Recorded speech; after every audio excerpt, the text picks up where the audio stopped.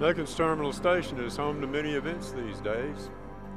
We're here today to meet with David Blanton, the Patriot Guard Riders captain for Remembering the Fallen, an organization which honors all the military members who've fallen in service to our country since the attack of September the 11th, 2001.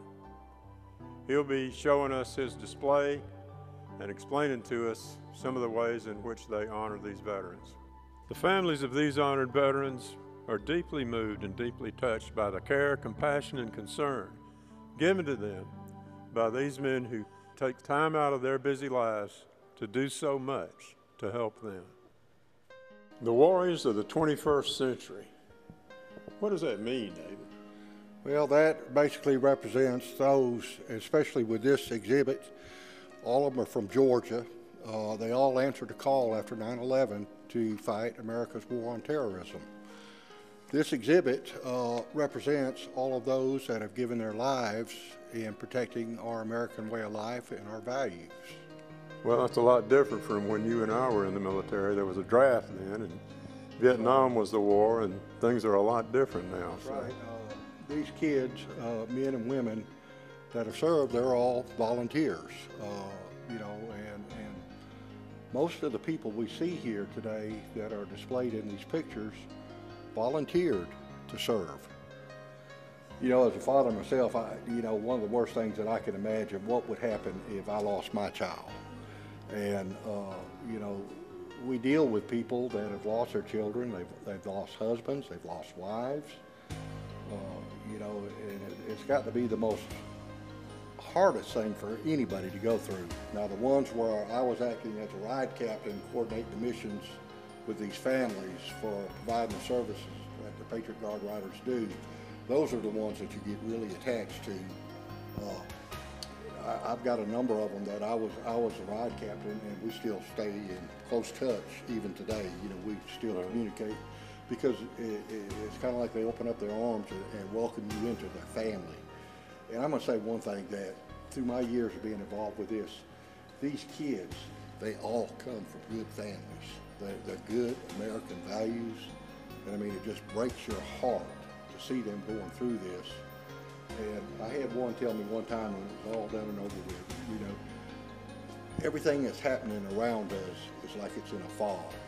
But when we look up and we see that flag line with the Patriot Guard standing there, or we see them going down the road leading that hearse with those big flags flying, that is something real that we can grab onto.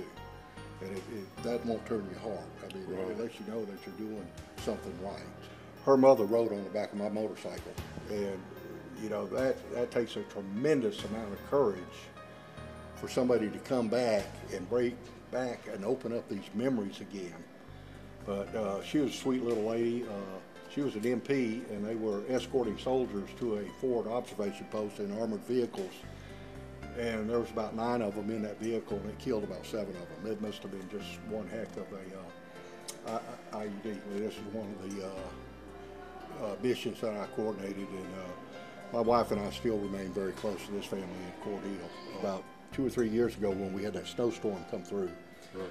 And, you know, we thawed out fairly quickly here in Macon, but up in the Atlanta area, you know, they stayed iced up and snowed up there for about a week. And that's the only mission in all my years with the Patriot Guard Riders that we could not ride our motorcycles because of the ice and snow still on the roads up there. And I'm still very close with one of his sisters that lives out in Las Vegas. It's kind of like we tell them, you know, once we bring you into our family, you can't run us away. You know, we're always there. Coming into Macon, led by the law enforcement, we had Byron PD helping us. We had Bibb County Sheriff's Department escorting us down the road, where we put the flags on the bikes and we run 45 miles an hour as we escorted that exhibit into Macon. And that's a pretty awesome sight to see that. I mean, you see them big Harleys going down the road and they got those big flags flying on the back of them. That don't make your heart flutter. You don't have a heart. I remember you telling me about the street being lined with people. Oh, yes, yes, on all these KIAs.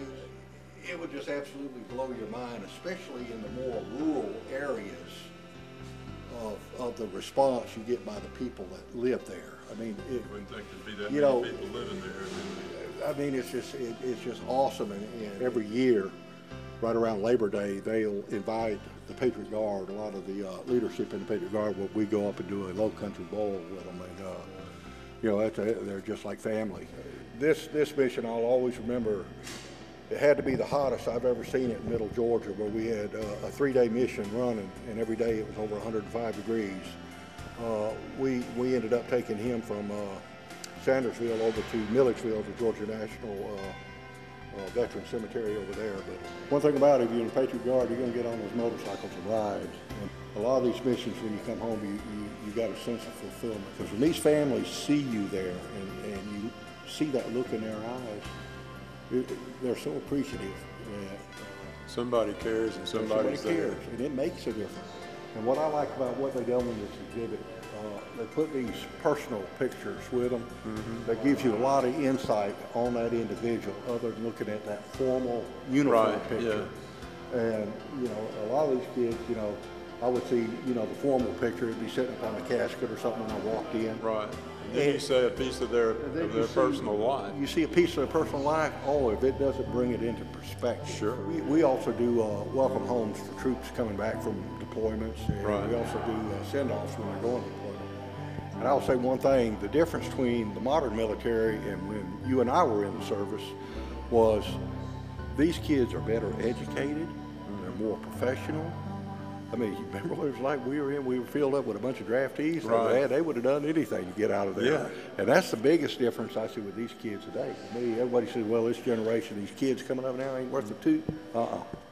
David, I want to thank you so much for showing me this, and so I just want you to know how much I appreciate what you do. Well, we appreciate you, and you know, we're really proud that the Remembering Our Fallen display did come to Macon.